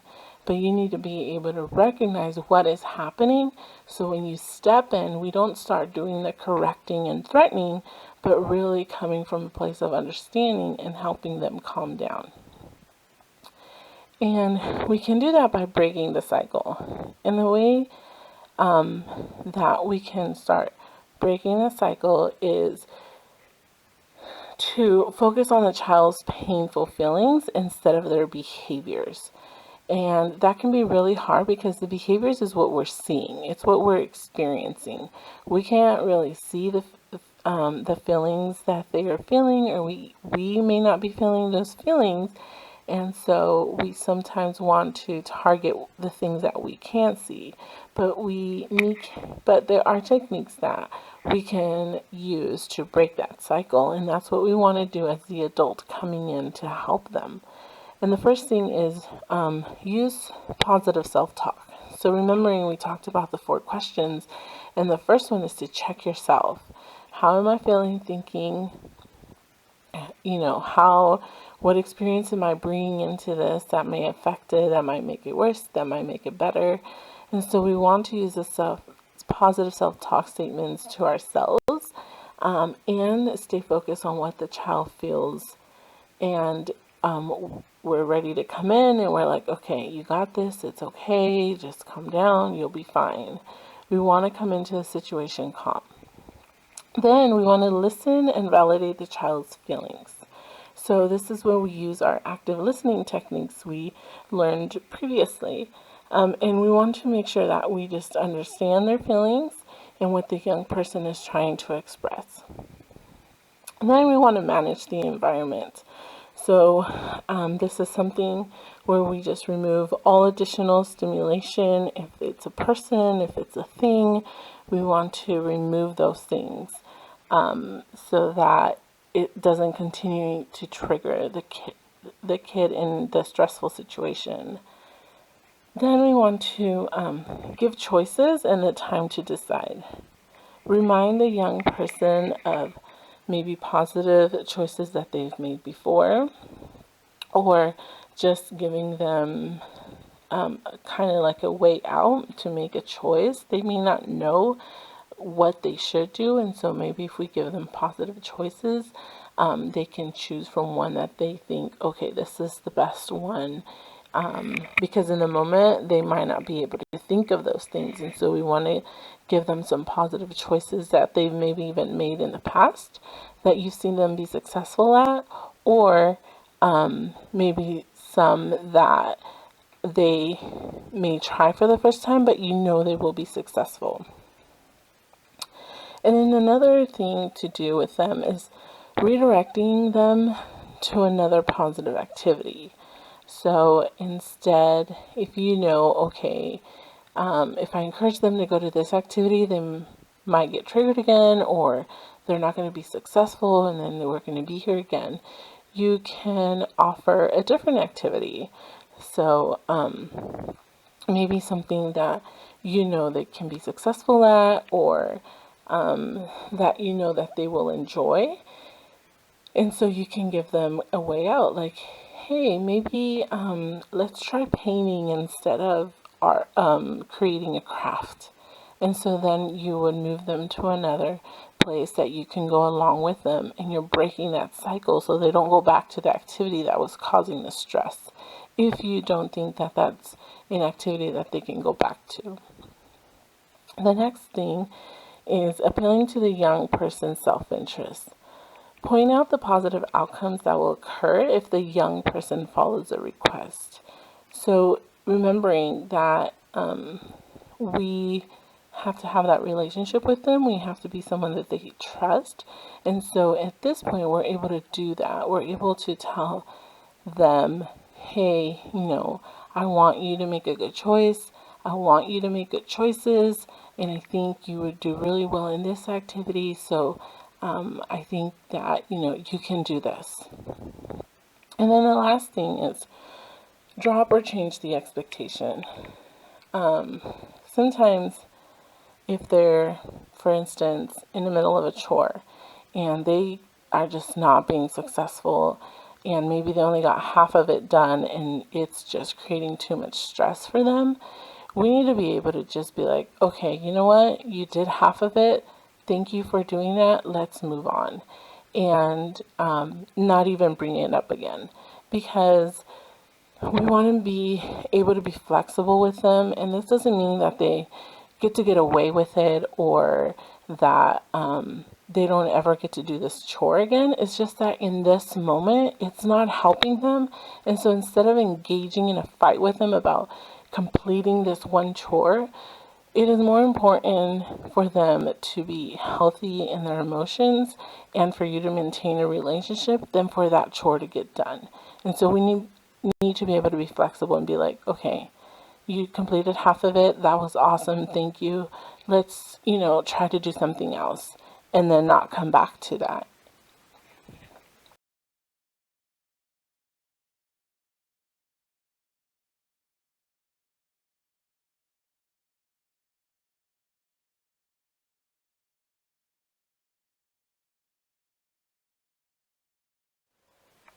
Young people express emotions by acting out their hurt, fear, anger, despair, and feelings of being abandoned and treated unfairly. And we usually see it in two types of aggression. The first one is proactive aggression, and the second is reactive aggression. So reactive aggression is the most form of aggression that we probably see in the children in our home. This one is driven by emotions. So there usually is a loss of control, and then the emotions drives the behaviors. Feelings and behaviors increase at the same time. So, for example, a strange adult walks into the room, the child is afraid and starts yelling and waving his fist, threatening the adult. So the feeling and behaviors are happening at the same time, and it's because of the feelings that the behaviors are happening. Whereas in proactive aggression, it is a more planned and used to obtain something. It is driven by cognition. There's thinking. So it's driven more by the reasoning and the thinking than the emotions, whereas reactive is more driven by emotions. They usually have learned to protect themselves from painful feelings by suppressing their emotions and responding to the initial irritation in a planful manner. So, for example, this would be a child who is thinking, this family is going to give up on me, so I'm going to behave this way first before they get a chance to make a choice. So they are already thinking in their mind that something is going to happen, and the behavior is coming from something in their mind that hasn't happened yet.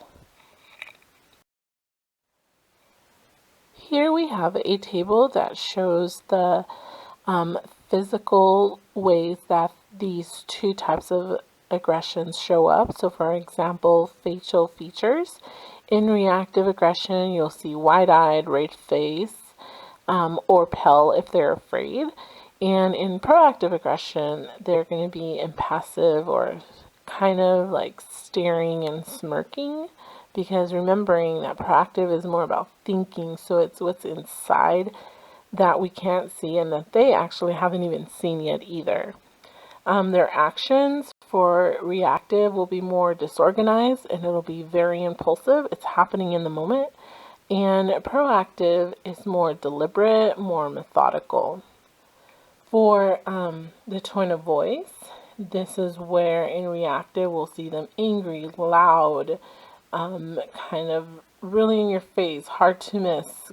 And then proactive aggression is more firm, calm, menacing. It can come off like that because remembering that they're thinking about this, and so it's something that's happening inside of their head that hasn't really happened yet. And then the emotions, reactive is highly aroused, and proactive appears to be controlled. So we're not seeing this emotions come out in their behaviors. They're seeming to be controlled, but really there's something going on that they're thinking in their brains. When we are talking about reactive and proactive aggression, there are some things that we need to do immediately and then some things that we do ongoing after the incident. So when we're talking about immediate responses for reactive aggression, the priority is always safety. And so we want to remove or reduce any stimulus that is causing for the aggression to be happening at that moment. And we also want to drain off strong emotions. And so we do that through active listening by understanding and supporting. And we want to make sure that we are addressing valid concerns. If the child has a valid concern, that we are listening to them and we're helping them through that process of how to address it. Or if we have concerns of their behaviors, that we are addressing them at that time too. And then immediate responses for proactive aggression. The first one, just like reactive aggression, we're wanting safety. Safety is always the first thing that we want to make sure we are addressing, that everyone is safe. And then, because remember in proactive aggression, they are looking like they're more calm, they're in a state where they are cognitively more aware, that you can have a conversation with them. And so we want to be able to engage with them and reason with them at their level through that communication, through using active listening as well. With reactive and proactive aggression, there are some things that we can do ongoing with a child to help them with their aggression. So when we're talking about reactive aggression, if the child is active in a reactive aggression manner, we want to continue to be teaching them coping skills and self-regulation skills. So we want to remember that we are linking an emotion to a behavior. So if you notice that a child gets angry and they start cussing and yelling, then we want to point that out to them. I notice that when you get angry, you start yelling and cussing at me. And so once you have pointed that out to them, then you can think of what are some things that you can do when you are angry, and that's the self-regulation skills. Is it listening to music that calms them down? Is it going to their room and hitting a pillow? Does that calm them down? And so we always want to do that teaching after a situation has happened, not during a situation.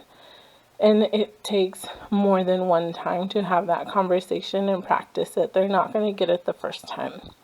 And then things that we can do ongoing for proactive aggression is to teach appropriate thinking, values, and social skills. Remember that proactive aggression, they are thinking of something that will or can possibly happen, and they're reacting to that, and nothing has happened yet. So we want to have that conversation with them about, one, pointing it out to them that nothing has happened. You've kind of made a choice in your mind and you're reacting to that. Pointing it out, they may not know that that's what they're doing.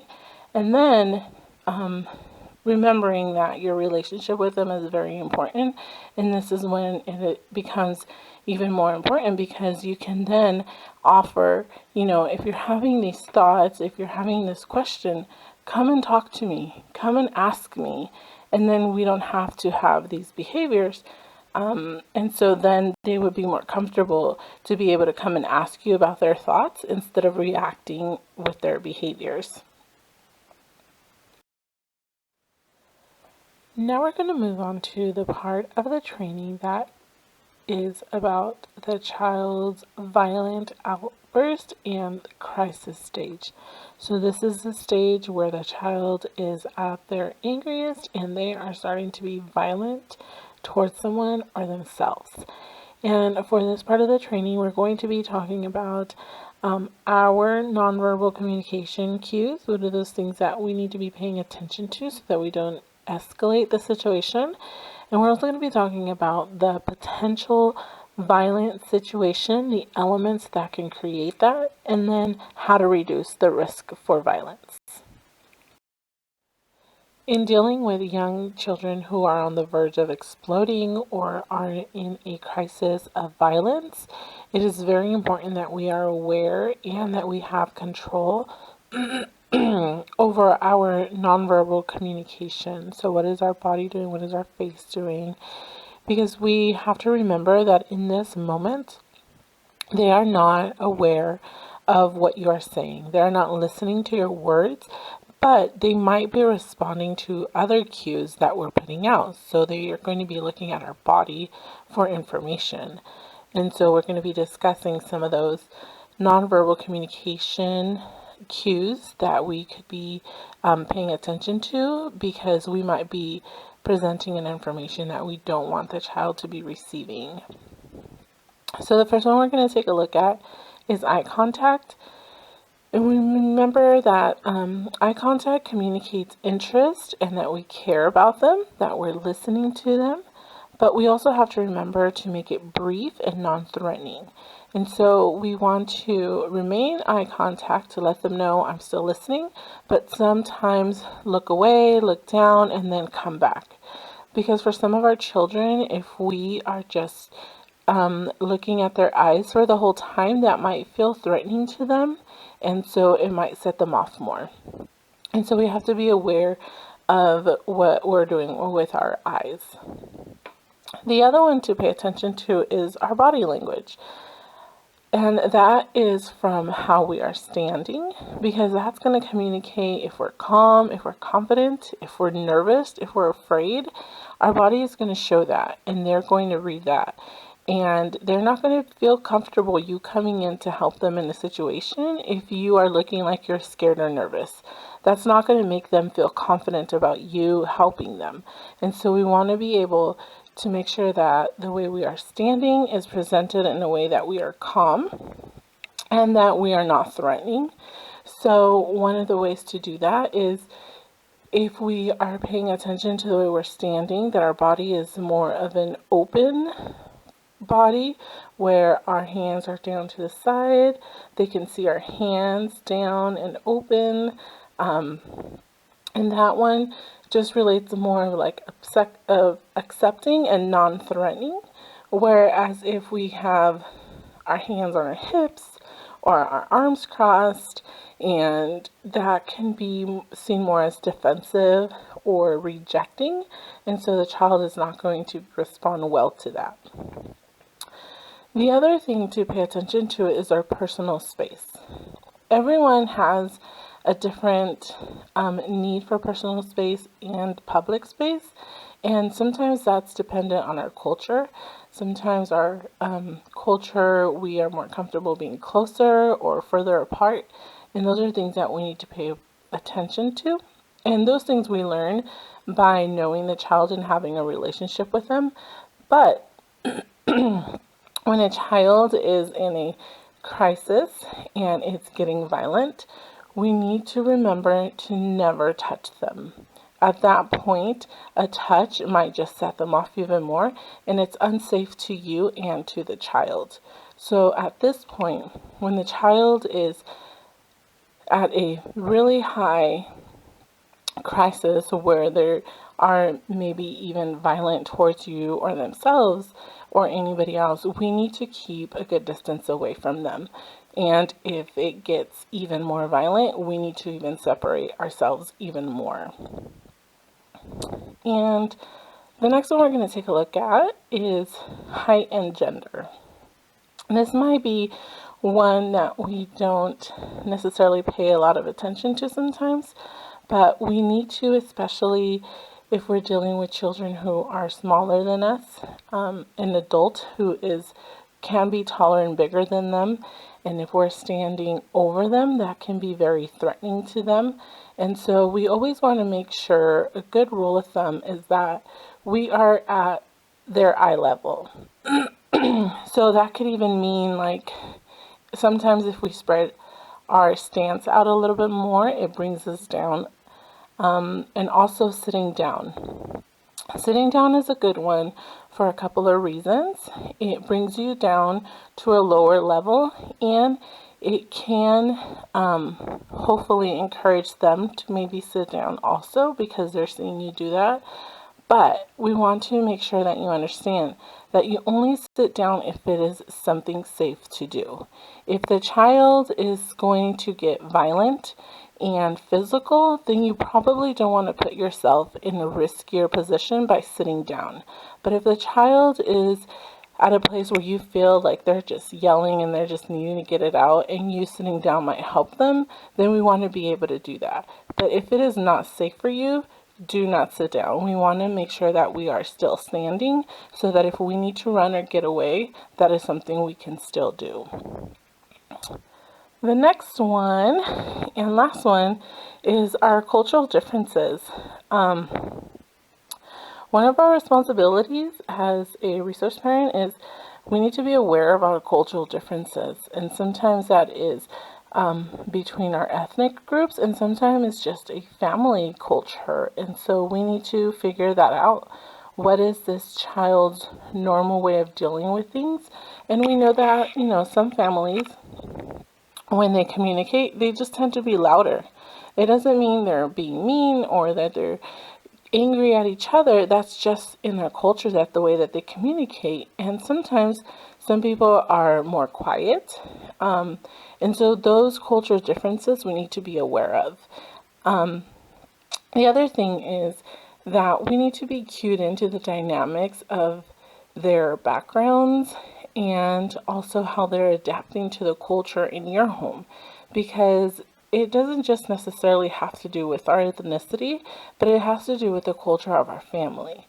So your household, you have your own culture of way of doing things, and the child is coming in learning those a little bit at a time. The longer they're in your home, they're learning what the culture of your family is. And so we have to be patient with that.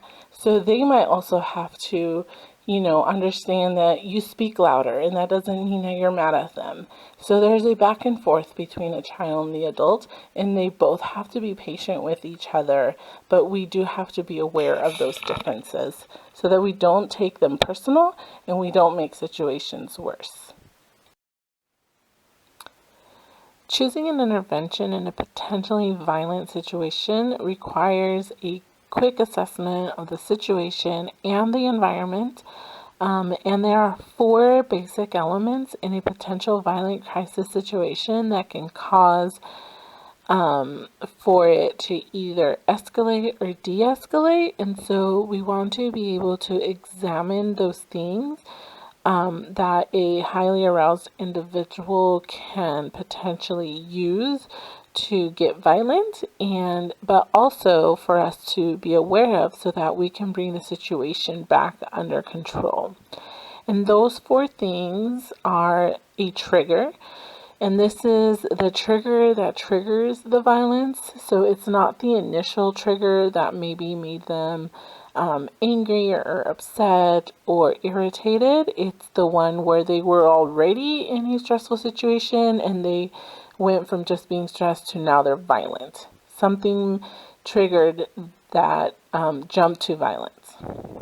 And then there's a target, and that's just the direction of the young person's violence. Is it themselves? Is it another kid? Is it another adult? Is it yourself? And then the other one is a weapon, something that they can use that will cause damage. And that, again, is to themselves or to you. And that might be an object or their fist, their teeth, anything on them that they can use to throw or hurt you or themselves with. And then the level of stress, then that's just the motivation of the young person. Removal of any of the 4 elements we discussed in the previous slide from the immediate situation can help reduce the risk of violence from occurring. And we need to make choices based on the continual assessment of the situation, knowing that we might go into a situation and have a plan and something is going to change. And so we need to be able to come up with a plan B in the moment. And we need to be able to look at the 4 things and how we can change those things so we can start helping the person calm down in that situation. So the first one is the trigger to violence. So like we discussed, this is the trigger to the trigger. And in reality, we can't change that from happening anymore. Like we can't take it away. It has already happened. So what we can do is come into a situation and remain calm so that we are not then creating another trigger. And so we want to make sure that we are avoiding any aggressive moves, paying attention to our body, and we are not saying any provocative statements. So at this point, we are not trying to correct their behavior. We are not threatening with consequences because that's not helping you or them. And at this point, they're not listening to you, and you're just going to make the situation worse. So you want to come in and be as calm as you can, and remembering to speak in a way that is calm and respectful. And remembering the conflict cycle, we don't want to get into that. We want to make sure that we are focused on the child, what they're feeling, and their behaviors, and just being there for them and not adding to the cycle so that then the violence continues. The next one is the target. So if the target is something or someone else, then we can ask that targeted person to leave the room or leave the space. If it's you, one of the things that you can do is trying to remind them of your relationship with them. So reminding them that you care about them, that you don't want anything to happen to them. But if that is not helping, then you can ask another adult to come in and take over for you, and then you can remove yourself. If there is no other adult, then you just need to worry about removing yourself, because at that point it's about safety. It's about safety for the child and safety for yourself. And so just remembering that if you remove yourself, yes, there are some things that are probably going to get broken and thrown, and at that point we just need to let it happen so that you are safe. The other thing that we need to keep in mind about the target is that you may remove yourself because you were the target, and then another adult comes in hopes to help because we have removed the target, but that target may shift during the episode. So that person might come in and now they're mad at them. And so then that person will have to leave, and then we will just have to wait for the child to calm down, and then we can step in when it's safe. The other element to consider are if there are any weapons. So to prevent violence, we should make sure that the environment is safe and free from objects that could be used as weapons. And when we do identify them and we want to get rid of them, we need to do it discreetly. We do not want to create any attention to the things that they can use, because then it's going to become a fight where they're going to want to go for it like you are, and then it's just going to be a fight between you and them. So if you see, for example, maybe scissors that are on the table, you can discreetly kind of walk towards it and kind of grab them. Don't like make eye contact with the object and then run towards it. That's just calling attention to it. And you want to also remember to stay quite a distance away from them so that they're not using their body as a weapon. And if there is anything at arm's length, that they will then not be able to use it against you. And making sure that if you do become a target and they are throwing things at you, just remove yourself from the situation and don't try to engage, and don't try to go for removing or taking things away from it. Sometimes that does become an instinct for us. If they're holding something, we want to pull it away. But in this moment, we got to be mindful of keeping ourselves safe and them safe. And so just don't go for it once they already have the weapon in their hand. Just let them have it, and just worry about keeping yourself safe, whether that's maneuvering away from the weapons or just getting away from that space. So the other one is the level of stress or motivation. And this is just, what can we do to help them bring that stress down? And we've discussed some strategies for how to help them regulate their emotions and just calming angry and upset children. And so we want to be able to remember those things. And some of those things is using your relationship, reminding them again that you care about them, that you want the best for them. Using your active listening skills. What is your body doing? And then what are some of the open door questions or encouraging statements that you can use to help them with their stress level? If there's an audience, other kids, other adults, something that there's maybe a group creating around them, we want to remove them and ask them to leave, or just continue to have the child's focus on you and not anything else. And then making sure that we are using our co-regulation strategies. So that's, how are you, are you calm? Then they might also respond to that and start calming down. Trying to remember to remain respectful and not yelling, because then they're going to rise to that too. And so remembering of the things that you are doing and how you can help the situation by staying a distance, remaining calm, remaining respectful. Those things will help the stress level come down as well.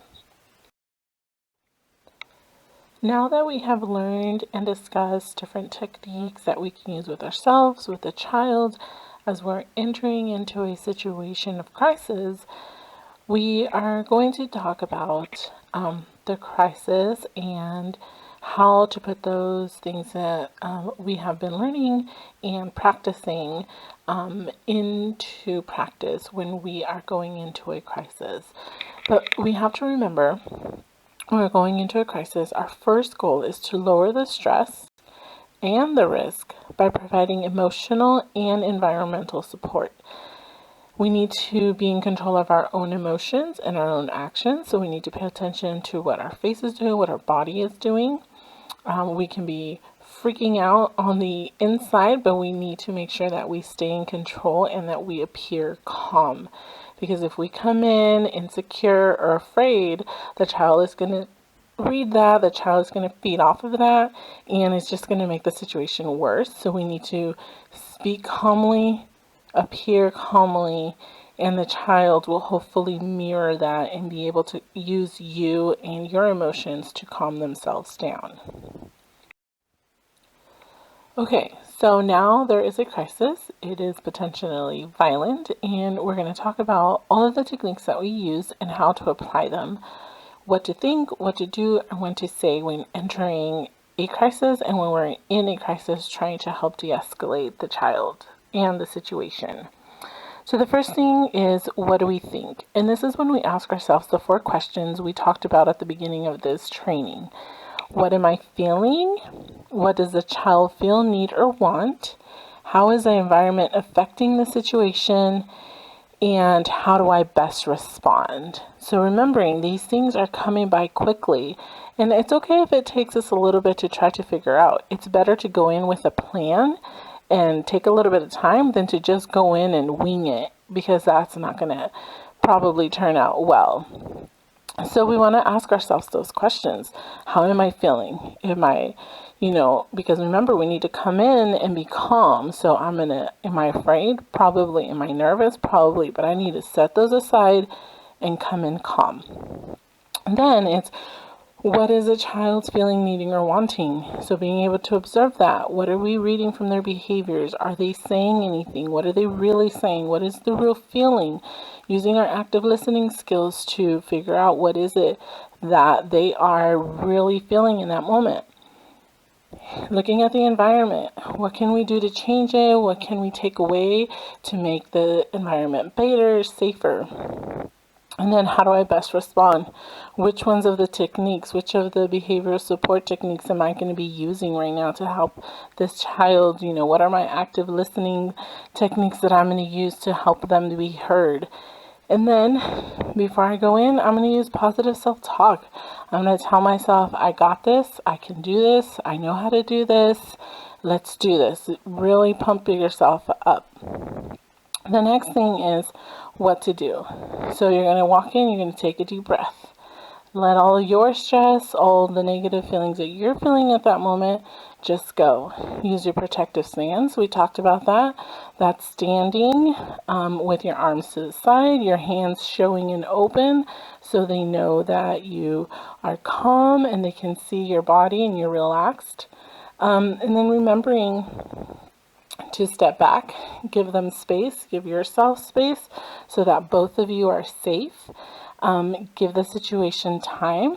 Sometimes we want to come in and start doing things right away. We don't need to do that. We can just stand there, let them express themselves, whatever that may be. It may be throwing things, it may be saying things, and we just then let them have that opportunity, that time to do that. Then, if it's appropriate, sit down, remembering that we're using our emotions, our body language to help them regulate. And so if it's appropriate, if it's safe, you can sit down. That helps with the levels that you are. So if you're an adult and they're much smaller than you, we don't want to be standing over them, or is as if we're standing over them, because that can be threatening to them. And so if it's appropriate, if it's safe, you can sit down so they know that you're relaxed, you're cool, you're just there for them. If it is not safe, do not sit down. If you know that maybe they're going to get violent, they're going to be throwing things or trying to do things to you, don't sit down. You want to be standing up in your protective stance, so that if something is happening and you're needing to back away or run away, you can do that. And then remember the importance of your body language and your facial expression. Just pay attention to that. Pay attention to your eyebrows. What are they doing? Are you smirking? Just try to remain calm.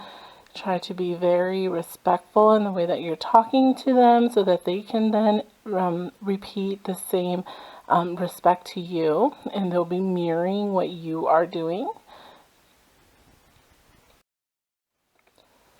So what do we say when we're going into a violent situation or into a crisis? And I would say very little. Remember that the young person is probably at their angriest, and so they are at their stupidest, and they are not thinking rational, and they're not listening to you. This is a time to reflect the feelings and to communicate understanding by using minimal encouragement, silence. It's okay to be silent. Sometimes that's awkward for us, and so we feel like we have to fill that time with words, and we don't. By just nodding, or even saying a few reflective statements. And some of those understanding responses can be like, I can see that you are angry and frustrated. And then that's it. We don't have to ask why or what or nothing. Just sharing what you are seeing. You see that they're angry, and so you can say that. I can see that you are angry. You can offer encouraging positive behavior statements, like when you stop throwing rocks, we can talk, or when you stop throwing rocks, you can go on a walk. And so that can get their brain to shift into something else that they can do. Or even offering an apology. And that doesn't mean that you are sorry or that you did something wrong and you're sorry about it, but just saying something like, I'm sorry that you don't get to go home this weekend. And that's it. You don't have to say anything else. And we need to make sure that we pay attention to the words that we're going to say and how we're going to say them, because sometimes we might say the wrong thing and set them off. So we definitely don't want to make statements like calm down, or use but, when their feeling is their feelings. And so we say, you're angry, but we don't want to do that. And so stay away from the calm downs and the but. Just acknowledge their feelings, voice their feelings, apologize that whatever they're upset about is happening, and that's okay. But remember, say very little. Just let the situation happen and be there to support them. When the young person is no longer potentially violent and is responding to our request, the intervention has been successful. We've been able to step in. We've been able to help their stress calm down. They're no longer violent. At the end of it, when we're good, we should resist the temptation to have the last word, or to feel like we need to start the teaching process and talk about the behaviors and what they should and shouldn't do. Because at that time, when they have calmed down and they're in recovery, they are probably still feeling emotions. They might not be feeling them as strong or showing them, but they are still feeling emotions. And so, yes, we want to get to the point where we're talking about behaviors and what to do and what not to do for next time. But that can happen later that day or the next day, when both of you are calm, when the emotions have been drained off from the child. Then we will do the teaching. So we will discuss what to do and what that conversation can look like for talking about behaviors and what they can do next time. At the beginning of this training, we talked about the two goals for crisis intervention. The first goal was to provide emotional and environmental support to reduce the stress and the risk, and the second goal is teaching you coping strategies.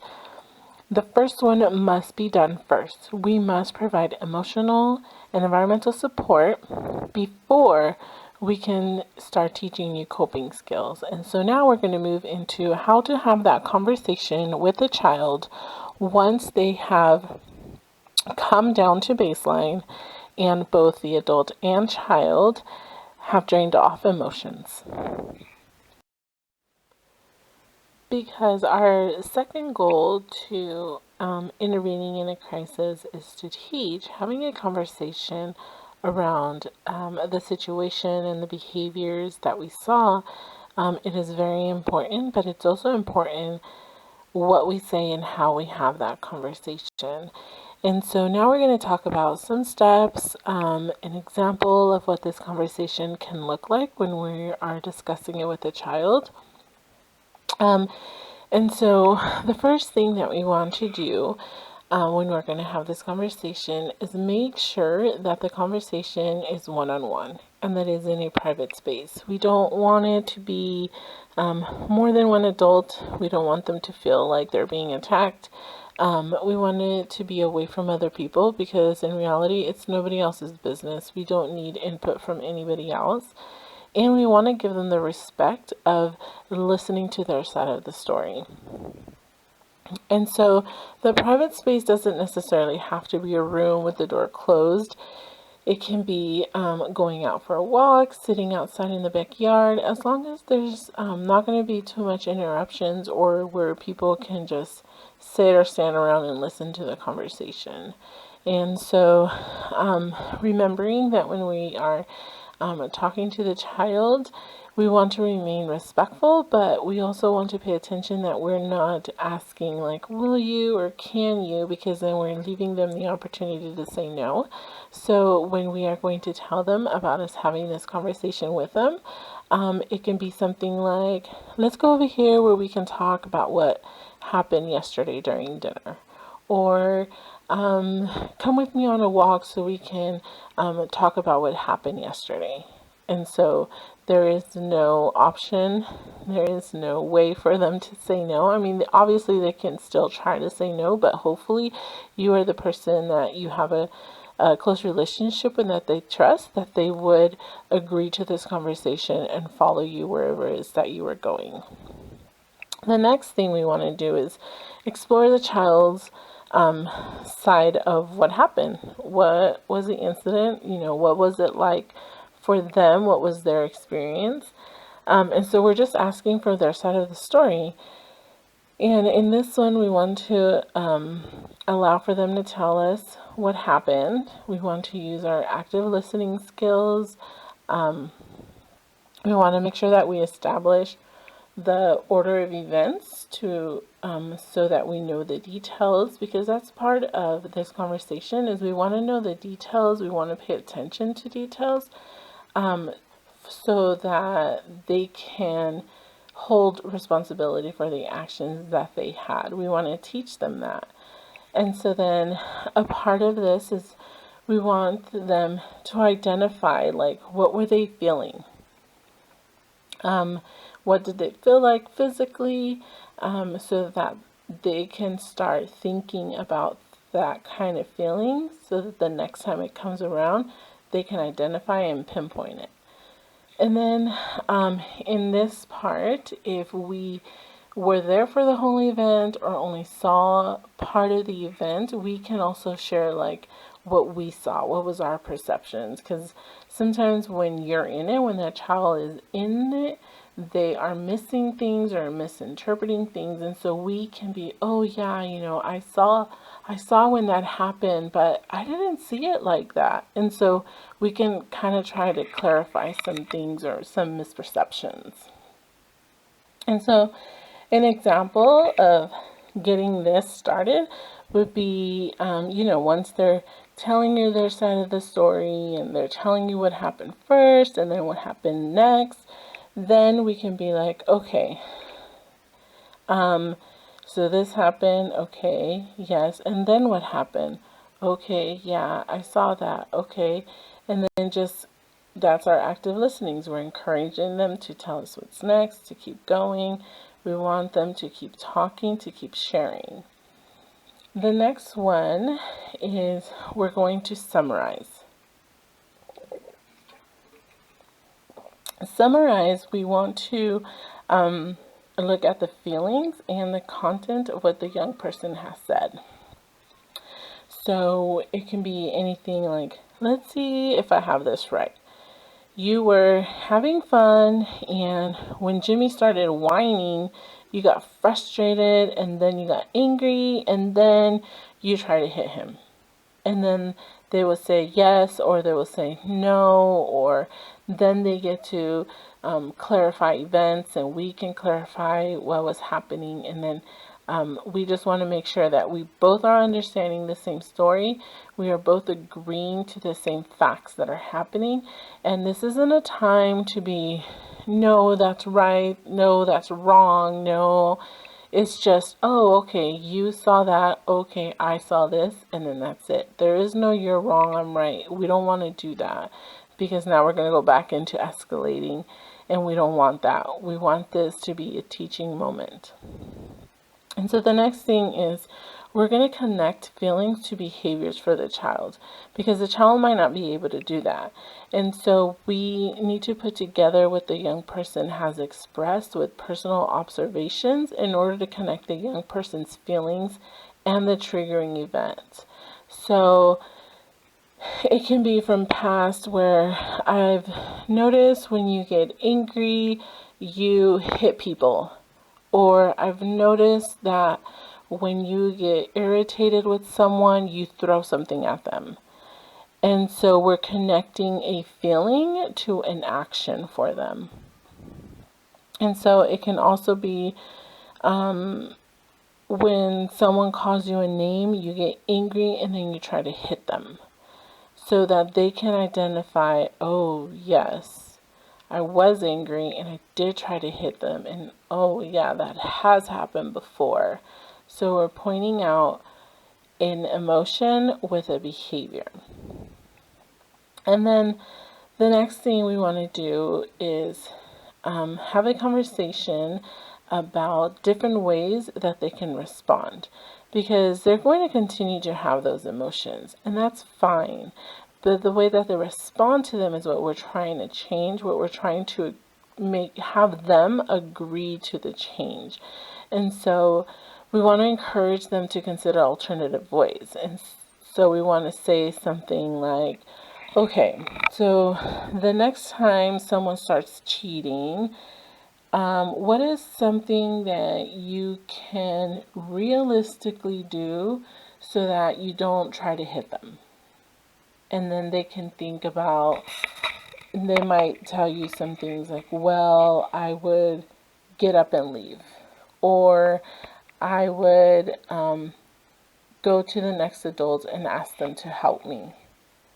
And so once they come up with, either if they just come up with one idea or if they come up with multiple ideas, then we can say, okay, well, which one do you think would be the best one for you? And then they can decide, okay, I'm going to decide that if I'm playing a game and I feel like they're cheating, I'm just going to get up and leave. And you're like, okay, cool. That sounds like a good way to handle it. And so then once they have agreed to a change of behavior that they think they'll be able to do successful next time, then we can say, okay, well, let's practice it. And then you can kind of like role play. It's like, okay, I'm cheating right now, and now it's your turn, but I'm cheating, so what are you going to do? And then they would, say, well, I'm going to get up and leave, and then actually get up and walk away. And then when they do that, they come back and then you can be like, okay, well, how did that feel? Does that feel like something you can really do next time? And then they can say, yeah, I think I can do it. And then, we want to be encouraging. And so we can say, yeah, I think you can totally do it. I've seen you do it before. Or I think you can do it. You've been working really hard on that. And then that would be the end of the conversation. And so remembering is the steps is we want them to be alone. We want to be able to hear their side of the story. We want to connect their emotions to behaviors if we've noticed a pattern. And then we want to allow them to come up with different ways that they want to react next time. The next time you get angry, what is something you can do? And then they can decide, I'll go to my room and listen to music. Awesome, that sounds great. And then encourage them for that change. This is the end of our training. Thank you so much for hanging in there and participating. I hope that you learned some new skills and some new knowledge about how to help our children de-escalate in a crisis situation. At the end of this training, the slide you see are the names of the trainers for VMS and our email addresses. During this time, you can definitely email us if you have any problems, any questions. Please don't hesitate to reach out to us. We are available for you if you have any questions or need help with anything. I hope that you enjoyed this training, and make sure you keep your handbook so that if you ever need to get back to it, you have all the information in front of you. Have a good day.